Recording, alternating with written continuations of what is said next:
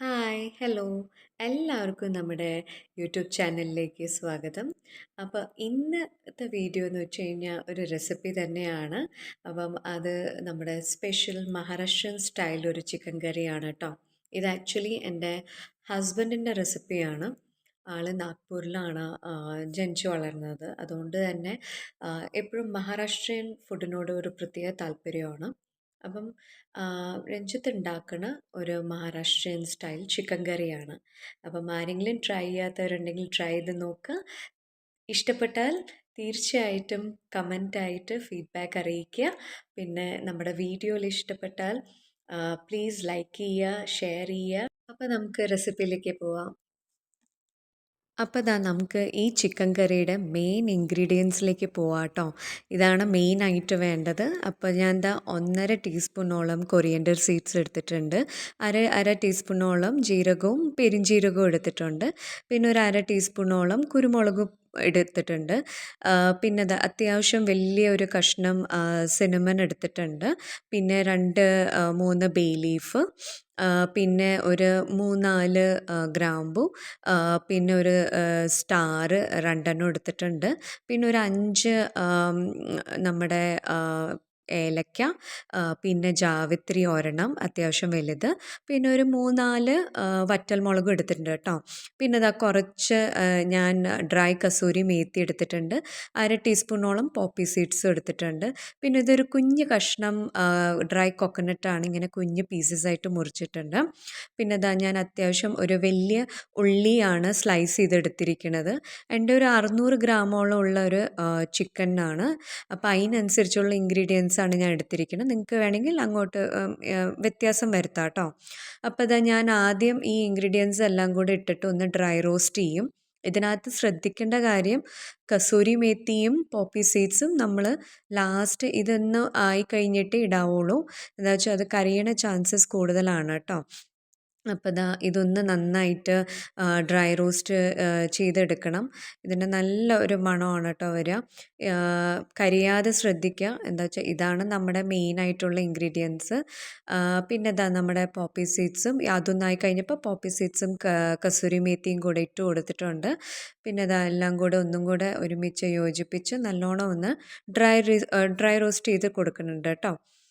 അപ്പം ഒന്ന് നന്നായിട്ട് എല്ലാം കൂടെ ഒന്ന് നല്ലൊരു മണം വരും. പോപ്പി സീഡ്സ് ഒന്ന് കരിയാതെ ശ്രദ്ധിക്കുക കേട്ടോ, അല്ലെങ്കിൽ കറിയുടെ ടേസ്റ്റേ മാറിപ്പോവും. അതുകൊണ്ടാണ് ഞാൻ ഈ എടുത്ത് പറയണത് കേട്ടോ. അപ്പോൾ അത് ശ്രദ്ധിച്ച് നല്ലോണം ലോ ഫ്ലെയിമിൽ വെച്ചിട്ട് വേണം ഇത് ഒന്ന് റോസ്റ്റ് ചെയ്തെടുക്കാനായിട്ട്. ഇനി നെക്സ്റ്റ് ഞാനിവിടെ നമ്മുടെ കോക്കനട്ട് ഇട്ട് കൊടുക്കുന്നുണ്ട്. ഡ്രൈ കോക്കനട്ടാണ്, കുഞ്ഞു കുഞ്ഞു പീസസ് ആക്കി മുറിച്ചതാണ്. ഇതൊന്നെങ്കിൽ നിങ്ങൾക്ക് ചുട്ടെടുക്കാം, പക്ഷെ ഞാനിങ്ങനെയാണ് ചെയ്യണത്. എനിക്ക് ഇതാണ് കുറച്ചും കൂടി ഇവിടെ കൺവീനിയൻ്റ് ആയിട്ടുള്ളത്. അപ്പോൾ ഞാൻ നന്നായിട്ട് റോസ്റ്റ് ചെയ്ത് നല്ല ബ്രൗൺ ആയിട്ട് എടുക്കണം കേട്ടോ. അതേപോലെ തന്നെ ഓണിയൻസ് ഇത്തിരി എണ്ണ ഒഴിച്ചിട്ടാണ് ഞാൻ ഓണിയൻസ് ഫ്രൈ ചെയ്തെടുക്കുന്നത്. നിങ്ങൾക്ക് വേണമെങ്കിൽ ഡീപ്പ് ഫ്രൈയും ചെയ്യാം, പക്ഷെ ഞാനിവിടെ ഷാലോ ഫ്രൈ ആണ്. പക്ഷെ നല്ല രീതിയിൽ ബ്രൗൺ ആവണം കേട്ടോ. അതേപോലെ തന്നെ കോക്കനട്ടും നല്ല രീതിയിൽ തന്നെ ബ്രൗൺ ആയിട്ട് വേണം എടുക്കാനായിട്ട്. എന്താ വെച്ചാൽ കറിയുടെ കളറും അതിനകത്താണ് ഇരിക്കുന്നത്. അപ്പോൾ ഒന്ന് നന്നായിട്ട് നമുക്ക് ഉള്ളിയൊക്കെ വഴറ്റി കൊടുക്കാം. ഉള്ളി ഒന്ന് വാടി കഴിഞ്ഞപ്പോൾ ഞാൻ കുറച്ച് കൊറിയൻഡർ ലീവ്സ് ഇട്ടിട്ടുണ്ടായിരുന്നേ, അത് കാണിക്കാൻ വിട്ടുപോയി. അപ്പോൾ ഇങ്ങനെ ഒരു പരുവത്തിൽ കിട്ടണം നമുക്ക്. ആദ്യം തന്നെ ഉള്ളിയും കൊറിയൻഡർ ലീവ്സും ഒരു മിക്സിയുടെ ജാറിലേക്ക് ഇട്ട് കൊടുത്തു. അത് കഴിഞ്ഞിട്ട് നമ്മൾ ഡ്രൈ റോസ്റ്റ് ചെയ്ത് നമ്മുടെ ബാക്കിയുള്ള എല്ലാം ഇൻഗ്രീഡിയൻസും തേങ്ങയും എല്ലാം ഇട്ടിട്ടുണ്ട്. നമ്മുടെ ഡ്രൈ കോക്കനട്ട്, കൊപ്ര അതെല്ലാം ഇട്ട് കൊടുക്കുന്നുണ്ട്. ഒരുമിച്ചാണ് നമ്മളിത് അരയ്ക്കാൻ പോണത്. അത്യാവശ്യം കുറച്ച് വെള്ളമൊക്കെ ഒഴിച്ചിട്ട് നല്ല സ്മൂത്ത് പേസ്റ്റായിട്ട് വേണം കേട്ടോ എടുക്കാനായിട്ട്. അത്യാവശ്യം നല്ല രീതിയിൽ തന്നെ സ്മൂത്തായിരിക്കണം. ആ ക്ലിപ്പ് എൻ്റെ കയ്യിൽ ഇല്ല, ഞാൻ എടുക്കാൻ വിട്ടുപോയി. അപ്പോൾ ഞാൻ ഇവിടെ അത്യാവശ്യം നല്ല രീതിയിൽ വെളുത്തുള്ളിയും ഇഞ്ചിയും റഫ്ലി ചോപ്പ് ചെയ്ത് വെച്ചിട്ടുണ്ട് കേട്ടോ. വെളുത്തുള്ളി ഒരു 6-7 വെളുത്തുള്ളിയും അത്യാവശ്യം കുറച്ച് വലിയ ഒരു കഷ്ണം ഇഞ്ചി എടുത്തിട്ടാണ് ചെയ്തിരിക്കുന്നത്. അപ്പം ദാ ഒരു കടായി അല്ല ഒരു കുക്കറാണിത്. എടുത്ത് വെച്ചിട്ടുണ്ട്. അതിനകത്തേക്ക് അത്യാവശ്യം നല്ല രീതിക്ക് തന്നെ എണ്ണ ഒഴിച്ചിട്ടുണ്ട് കേട്ടോ. എന്ന് വെച്ചാൽ മഹാരാഷ്ട്രീയൻ ചിക്കൻ കറിയാണ്. അതുകൊണ്ട് അത്യാവശ്യം കുറച്ച് എണ്ണ വേണം. അപ്പോൾ ദാ എണ്ണ ഒഴിച്ചു. ഇതാണ് കേട്ടോ നമ്മുടെ ചിക്കൻ നല്ല കഴുകി വൃത്തിയാക്കി വെച്ചിട്ടുണ്ട്. അപ്പോൾ ദാ എണ്ണ ഒന്ന് ചൂടായപ്പോഴേക്കും നമ്മൾ കട്ട് ചെയ്ത് വെച്ച് ഇഞ്ചിയും വെളുത്തുള്ളിയും ഇട്ട് കൊടുക്കുന്നുണ്ട് കേട്ടോ. ഇത് നല്ലോണം ഒന്ന് എണ്ണയിൽ നന്നായിട്ടൊന്ന് മൂക്കണ വരെ നമുക്ക് ഇളക്കി കൊടുക്കാം. അത് കഴിഞ്ഞിട്ട് നമ്മളിവിടെ പേസ്റ്റ് റെഡിയാക്കി വെച്ചിട്ടുണ്ടായിരുന്നു. നമ്മുടെ നോർമൽ ബേസിക് ആയിട്ടുള്ള മഞ്ഞൾപ്പൊടി, മുളക് പൊടി, മല്ലിപ്പൊടി, പിന്നെ ഞാൻ കളറിന് വേണ്ടിയിട്ട് കാശ്മീരി ചില്ലി പൗഡറും കൂടെ ആഡ് ചെയ്തിട്ടുണ്ട് കേട്ടോ. പിന്നെ ഇതൊക്കെ നിങ്ങൾക്ക് എരിവിന് അനുസരിച്ചിട്ട് മാറ്റം വരുത്താം അളവിന്. അതുകൊണ്ടാണ് ഞാൻ അളവൊന്നും എടുത്ത് പറയാത്തത്. ഇതൊരു ഇളം ചൂടുവെള്ളത്തിൽ ഞാൻ പേസ്റ്റാക്കി വെച്ചതാണ്. പിന്നെ ഇതിടുമ്പോൾ ശ്രദ്ധിക്കുക, നമ്മുടെ തീയെ കുറച്ചിട്ട് വേണം ഈ പേസ്റ്റ് ഇടാനായിട്ട്. അത് കഴിഞ്ഞിട്ട് ഞാൻ നമ്മുടെ കഴുകി വൃത്തിയാക്കി വെച്ച ചിക്കൻ ഇട്ട് കൊടുക്കുന്നുണ്ട് കേട്ടോ. നമ്മുടെ ഈ ഒരു പേസ്റ്റിലോട്ട് തന്നെ ഒരു പേസ്റ്റ് ഒരു 5 മിനിറ്റോളം ഒന്ന് ഇളക്കി കഴിഞ്ഞിട്ടാണ് കേട്ടോ ചിക്കൻ ഇട്ട് കൊടുത്തിരിക്കുന്നത്. അപ്പോൾ അതാ ചിക്കനും ഇട്ട് കൊടുത്തിട്ടുണ്ട്. നന്നായിട്ട് ചിക്കനും ഈ പേസ്റ്റിലേക്ക് നന്നായിട്ട് യോജിപ്പിച്ച് കൊടുക്കുക. പിന്നെ നമുക്ക് ഇവിടെ വേണമെങ്കിൽ കുറച്ച് അത്യാവശ്യത്തിന് ഒരു ഇത്തിരി ഉപ്പ് ഇട്ട് കൊടുക്കുന്നുണ്ട് ഞാൻ. അപ്പോൾ അതാ നന്നായിട്ട് മിക്സ് ചെയ്ത് യോജിപ്പിച്ചെടുക്കണം കേട്ടോ. അത് കഴിഞ്ഞിട്ട് നമ്മൾ കുറച്ച് നേരത്തേക്ക് ഈ ഇതൊന്ന് അടിച്ച് വെക്കുന്നുണ്ട്. ഒന്ന് ചിക്കൻ ഒന്ന് വേവാനായിട്ട് കുറച്ച് നേരത്തേക്ക് അടിച്ച് വെക്കുന്നുണ്ട്. എക്സ്ട്രാ വെള്ളം ഒന്നും ഇവിടെ ചേർക്കേണ്ട ആവശ്യമില്ല. ജസ്റ്റ് ഇത് നന്നായിട്ട് മിക്സ് ചെയ്ത് കൊടുക്കുക. അപ്പോൾ ഇതാ നന്നായിട്ട് മിക്സ് ചെയ്ത് കൊടുക്കുന്നുണ്ട്. ഒരു കാശ്മീരി ചില്ലി പൗഡറിൻ്റെ ഒരു നിറമാണ് കേട്ടോ ഇത്. അപ്പോൾ ഇതാ ഞാൻ അടിച്ചു കൊടുത്തു.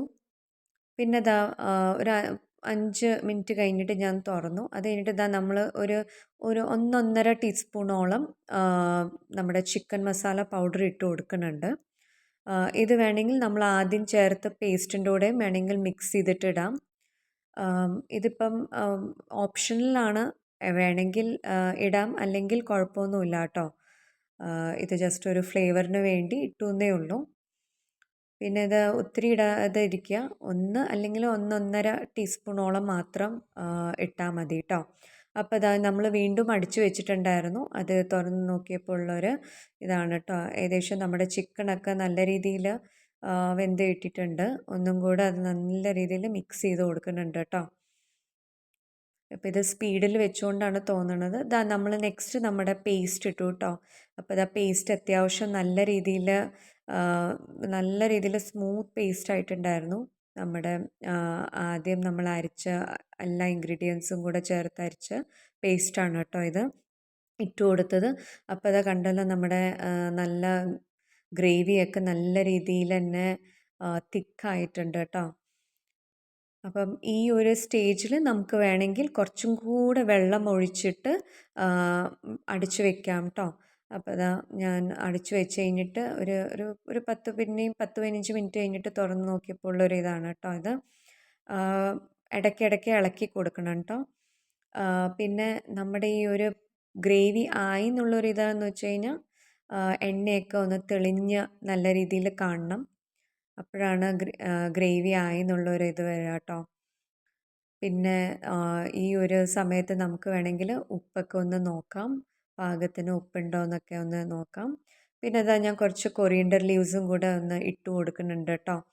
വീണ്ടും കൊറിയൻഡർ ലീവ്സ് ഇട്ട് കൊടുത്തിട്ട് ടേസ്റ്റൊക്കെ നോക്കിയിട്ട് അടിച്ചു വെക്കുന്നുണ്ട്. അപ്പം ഗ്രേവിയുടെ കളറ് മാറുന്നത് കണ്ടോ?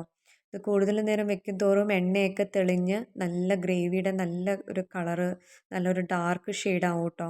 അതേപോലെ തന്നെ വളരെ സിമ്പിളാണ്. വലുതായിട്ട് സമയമൊന്നും എടുക്കില്ല ഇത് ഉണ്ടാക്കാനായിട്ട്.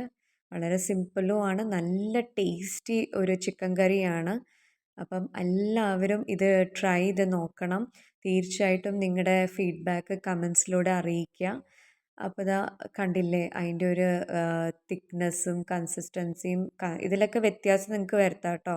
പക്ഷേ എനിക്കിങ്ങനെയാണ് ഇഷ്ടം. കുറച്ചൊന്ന് ചാറ് കുറുകിയിരിക്കണതാണ് എനിക്കിഷ്ടം. അപ്പോൾ ഇതാ കണ്ടല്ലോ അതിൻ്റെ കളറും ഒക്കെ. അപ്പം വളരെ ടേസ്റ്റിയും സിമ്പിളാണ്. അപ്പം എല്ലാവരും തീർച്ചയായിട്ടും ട്രൈ ചെയ്ത് നോക്കുക. Tata, bye bye.